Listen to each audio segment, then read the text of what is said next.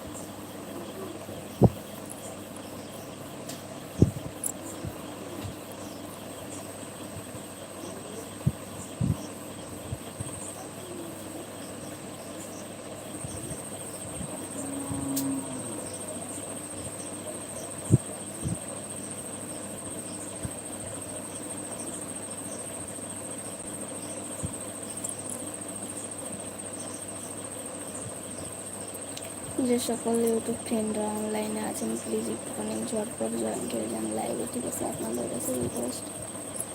তো অনেক ঝটপট জয়েন্ট হয়ে যান লাইভে।